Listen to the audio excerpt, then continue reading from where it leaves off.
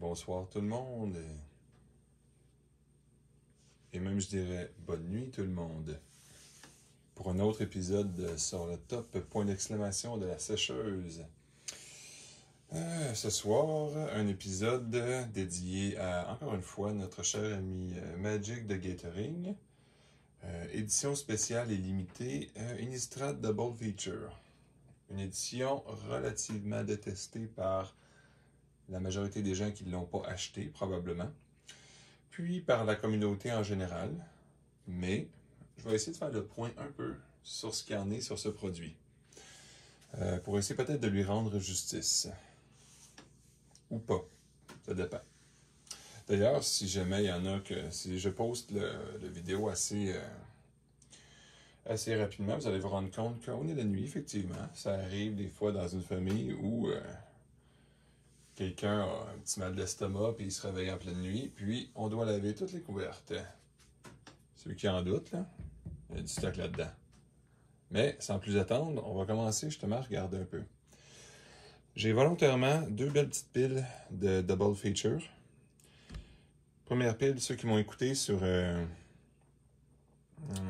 MTG Marksman, c'est les 6 paquets que j'ai commandités. Puis, une autre belle petite livraison qui vient de rentrer par la malle aussi. Mais je les ai séparés parce que je veux que vous voyez un peu qu'est-ce qu'il y en est réellement au niveau de la distribution sur ce produit-là. Parce que je vois beaucoup de fausseté un peu, mais des fois sur Internet, de gens qui vont y mettre beaucoup de commentaires. Puis on a vraiment un feeling que les gens n'ont pas acheté le produit. Là, on va faire la lumière un peu sur les choses. Sans plus attendre, commençons.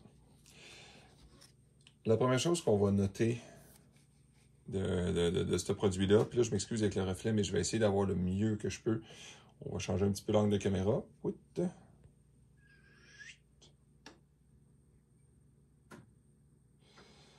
C'est la qualité, je vous dirais, pour ceux qui sont pleins des fois là, de Magic, c'est vraiment la qualité extrême des cartes. Évidemment, à la caméra, on ne peut pas apprécier tant que ça le feeling dans les mains, là, mais ils ont été forts avec le cirage. C'est des cartes qui sont très très douces à jouer. Ça rappelle l'époque où on jouait pas de sleeve. C'est sûr que la texture des cartes va être complètement éliminée avec les sleeves. Mais le fait d'ouvrir un paquet puis de sentir ça, j'ai acheté récemment des lots de cartes que j'ai pas acheté personnellement, là, disons entre 2010 et 2020. Puis il y a certaines années que la qualité des cartes c'est catastrophique. Les cartes c'est mou, on a vraiment l'impression que les contrefaçons sont de meilleure qualité. Là on parle vraiment d'une carte qui a une belle résistance, qui a une très belle texture, brillante. Surtout celle-là, j'espère que vous pouvez le voir, là, mais le dessin c'est mat. Et le texte aussi, donc il se lit très bien, mais toute la couleur est en vernis brillant. Ça fait ressortir énormément. Les noirs, ben, je vais donner mon opinion, j'ai jamais aimé quand le noir est du mauve. Mais il y en a qui c'est l'inverse, qui apprécient beaucoup, là. Ensuite, certaines couleurs sont rehaussées énormément, je trouve. Regardez les couleurs de mana. Je trouve comment que ça sort bien.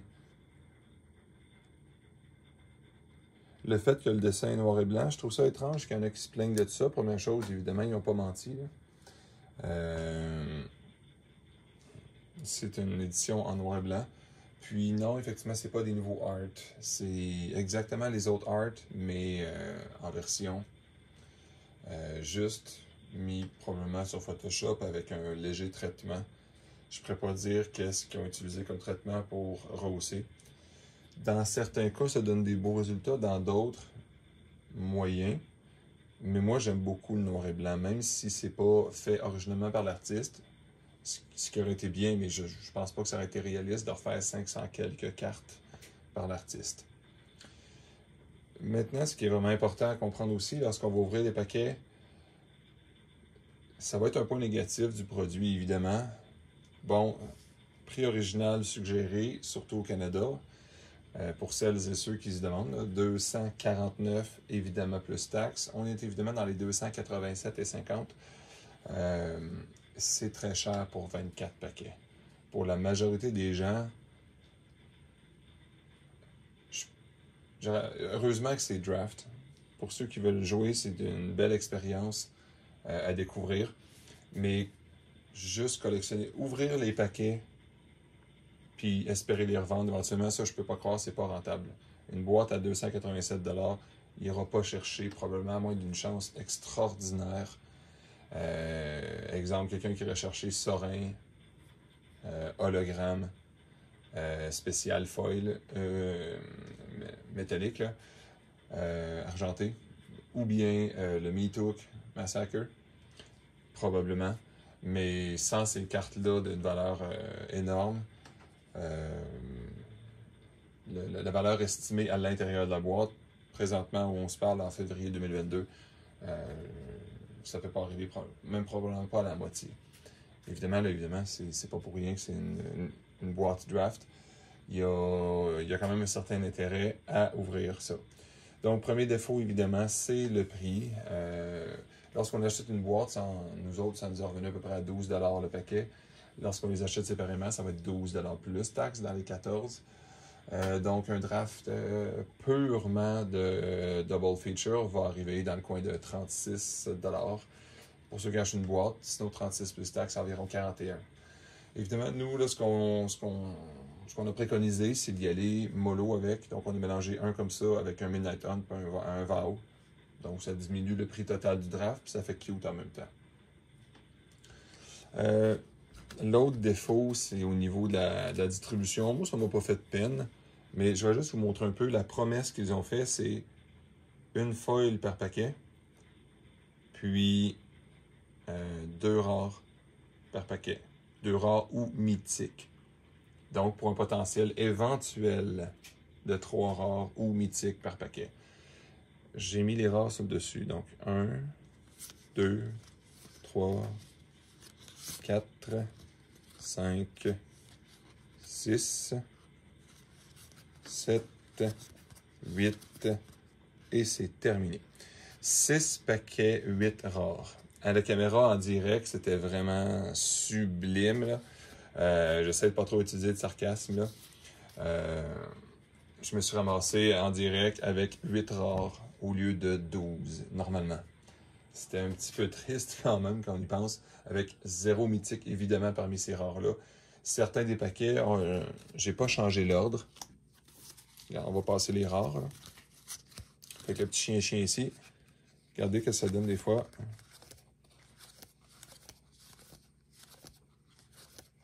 Ça te donne une idée? Il n'y a pas quelqu'un qui voit quelque chose de suspect?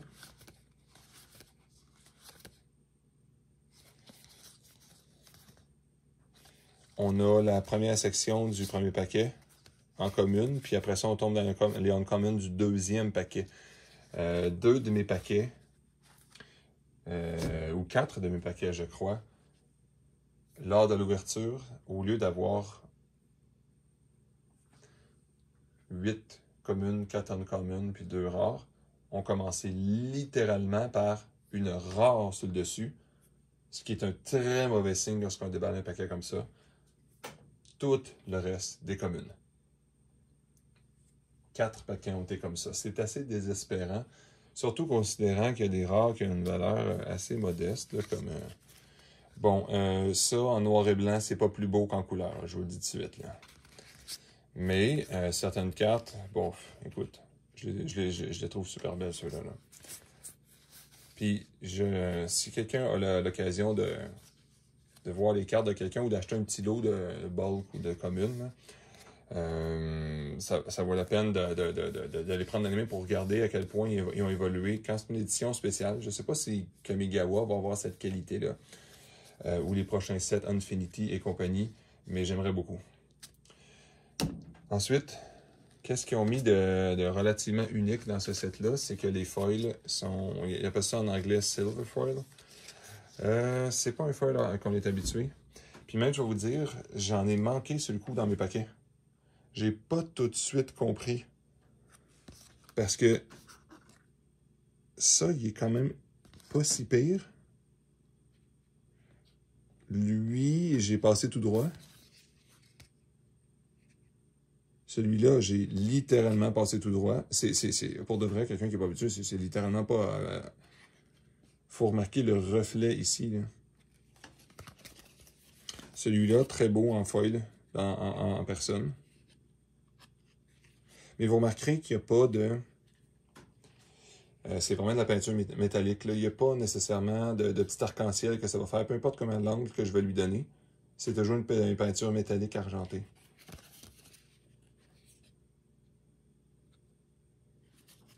Et évidemment, dans ma grande chance, évidemment, pas de foil. Évidemment, pas de foil rare, évidemment. Bon, à la caméra, est-ce qu'on est capable de le voir? Très difficile à voir, mais la belle couleur sur le côté. Un reflet vert métallique. Ça, c'est un reflet vert qui est verni. Seulement. Il n'y a pas de version métallique. Bon, ça fait pas 5 ans que je les ai, là. Bah, ok, on ne sera pas très impressionné par le rayon de courbure, là. J'aurais pensé que ce nouveau traitement-là aurait permis aux cartes de mieux absorber l'humidité des deux côtés. Mais encore une fois, évidemment, ça fait des cartes qui vont curver un petit peu, là. Je vais devoir les protéger le plus vite possible dans des double sleeves pour voir à quel point je peux les récupérer. On va aller voir ça. Les magasins ont tendance à... Ça, j'ai acheté un petit lot vraiment pas cher d'un commerce. Mais les commerçants ont tendance à avoir très peu de choix en termes de foil. Fait que j'en ai quand même ramassé quelques-unes que je trouvais cute, là. Puis peut-être au moins pour avoir des foils rares, au moins. Je suis content aussi d'avoir eu 2 versions.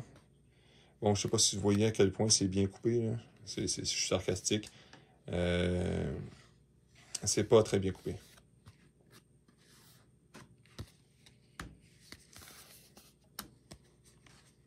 Ça, c'est une rare standard. Et ça, pour les yeux pas habitués, on peut très bien passer tout droit. Des cartes que je trouve super belles en noir et blanc en passant. Mais étrangement, quand c'est pas foil, c'est parfaitement découpé. On n'a pas un feeling qu'il y a un problème. Mode noir et blanc, je dis d'avance, c'est un petit peu comme la carte Consider. C'est peut-être des cartes qui vont bien vieillir. Les gens vont vouloir avoir cette version-là. Ça aussi, j'adore le feeling. On a l'impression des Land Full Art qui avaient sorti.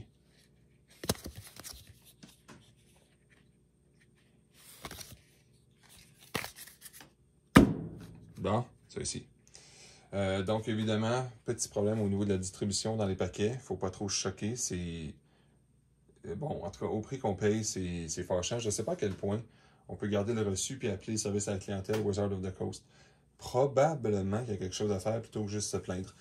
C'est pas évidemment, c'est pas tous les paquets aussi où j'ai vu certains de YouTubers ouvrir des paquets parfaitement normaux.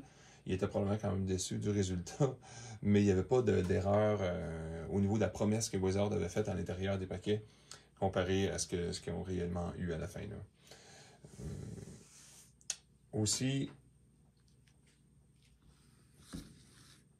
quelqu'un devrait prendre une décision de ce temps-ci à la veille de la sortie de Kamigawa officielle, peut-être la semaine prochaine. Est-ce qu'on met de l'argent dans Double Feature, dans Kamigawa? Est-ce qu'on attend un petit peu pour des prochains Secret Lair ou des prochaines éditions spéciales ou le prochain Infinity? Bon, évidemment, la réponse est toujours, c'est des choix personnels. Au niveau de la valeur à court terme, évidemment, la valeur n'est pas dedans. Vous voulez avoir du fun avec des amis, anytime, c'est super pour drafter. Mon opinion sur oui, mais c'est pas parfait pour drafter. Ah, ça m'impressionne pas comme opinion, là. Je veux dire, si tout le monde est égal, si tout le monde joue avec les mêmes paquets, qu'il y ait moins de synergie à travers les paquets, plus de synergie, moins fort, plus fort, ben écoute, tout le monde est sur un pied d'égalité, hein. Je veux dire, à la limite, ça va faire un niveau de puissance qui va être moindre dans le draft.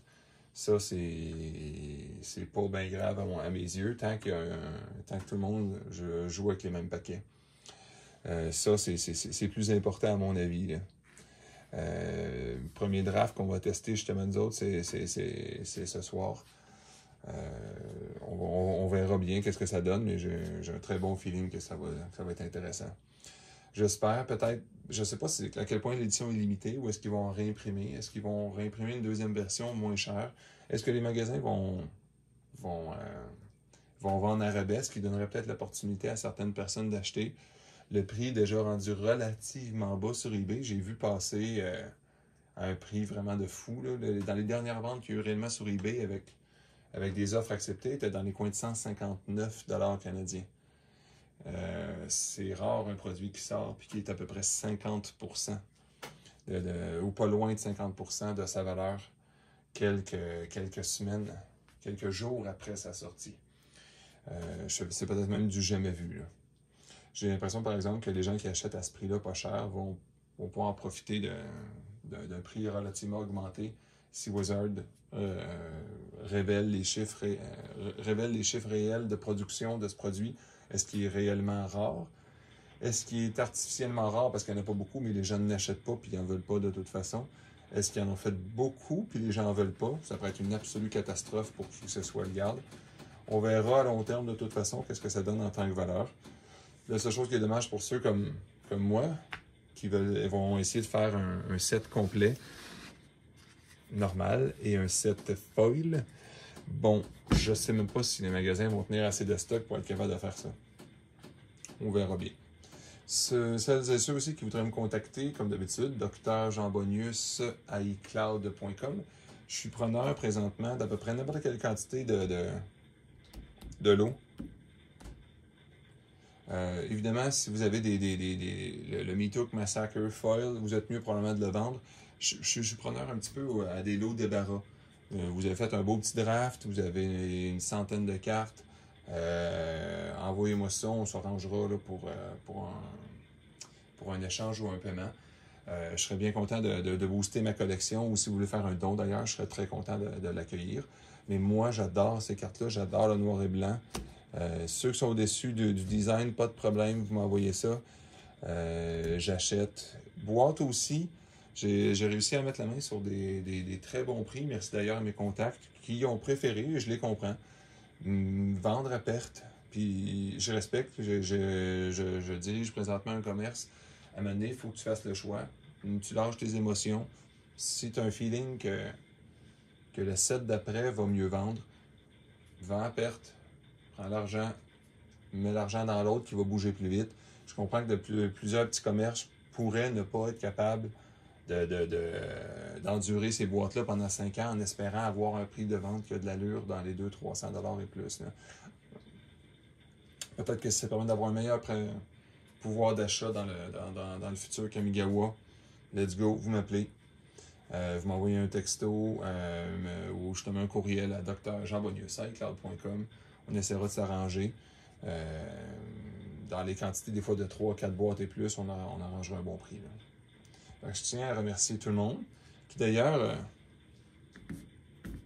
j'ai reçu mon beau petit mat. Je savais même pas que ça existait, un mat Secret Lair. Bon, si je l'avais su, ça m'aurait pas coûté une absolue fortune comme ça a fait là. Mais j'étais très content d'avoir le Ancient Blood. Il y a un autre nom, ça, en tout cas.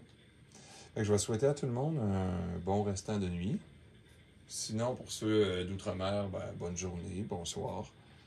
Puis j'apprécie tout le temps les gens qui prennent le temps de regarder jusqu'au bout mon vidéo. Au revoir.